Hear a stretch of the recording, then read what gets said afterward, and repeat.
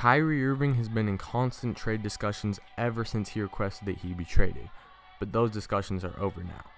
Unless you've been living under a rock, you heard that the Cavs and Celtics were able to make a deal the other day, sending Kyrie Irving to Boston in exchange for Isaiah Thomas, Jae Crowder, Ante Zizic, and the 2018 Brooklyn Nets pick. Today we'll be talking about why the Celtics got robbed.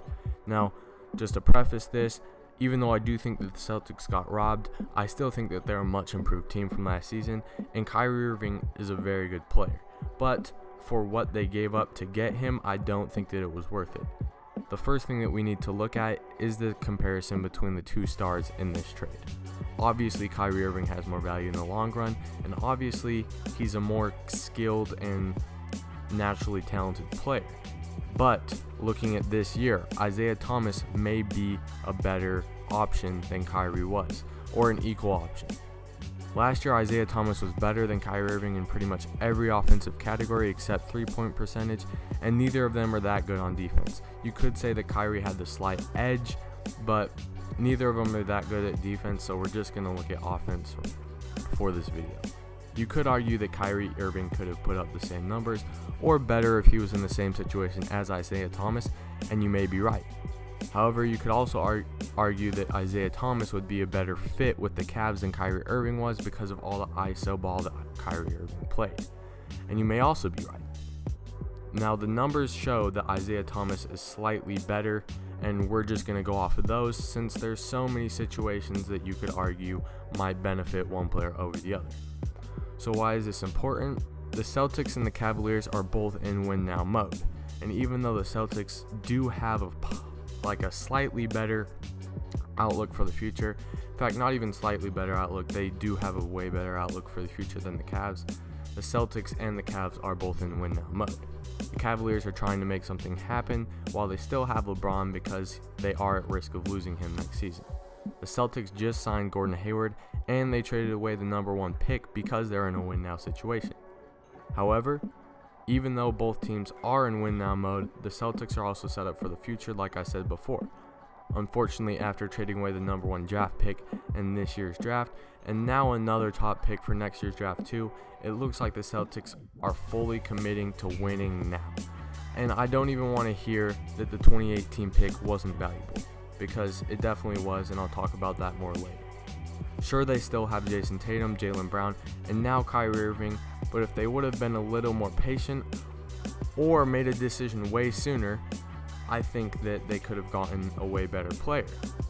I think that they either needed to act fast or they needed to wait until next season. Unfortunately, Danny Ainge passed up on multiple trade opportunities at the trade deadline, and even though he did manage to sign Gordon Hayward, many people were frustrated with his hesitation to make a deal for another star. Now the Celtics aren't as prepared for the future as they could have been, and they still have a very small chance of beating the Warriors if they even make it past the Cavs. Now it's time to stop bashing the Celtics and start applauding Cleveland for their steal of a trade. The Cavaliers did an amazing job this offseason before the Kyrie Irving trade. They picked up D-Rose and Jeff Green for great contracts, and now they have an all-star point guard in Isaiah Thomas. The Cavs now have one of the best benches in the NBA. I don't care what anybody says. Derrick Rose and Jae Crowder could both be starters on an average NBA team. The Cavs are in a much better position to compete with the Warriors this season than they were last season because of their depth of their team now. They now have an equally good starting lineup, if not better than they did have last season, and their bench is much better than it was last season. They also have given themselves the opportunity to get a potential superstar in the draft next year and start rebuilding if LeBron leaves next season. Cleveland put themselves in an excellent position going forward, and the Celtics got absolutely robbed. Now, like I said before, I want to reiterate. The Celtics are not in a bad situation. They did not get worse. They got better. But looking forward, I think that the Celtics gave too much up for Kyrie Irving. People are downplaying the significance of this 2018 Brooklyn Nets draft pick. People are saying, oh, it might fall out of the top three.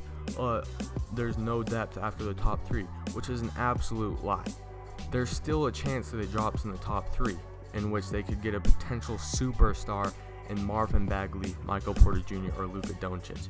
And even if it falls outside the top 3, which it most likely will be at least top 5, there's still a ton of great prospects.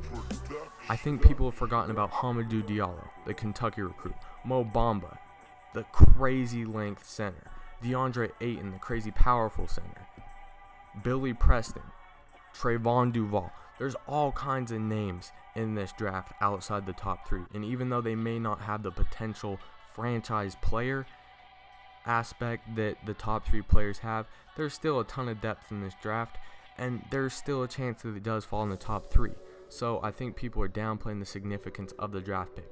Like I said before, the Celtics did get better, and Kyrie Irving is a great player. I'm not even going to argue that. Kyrie Irving will be a better player than Isaiah Thomas was, but as of right now, for this win-now mode that both of these teams are in, I think that the Cavs won, and the Celtics gave up too much to get Kyrie Irving.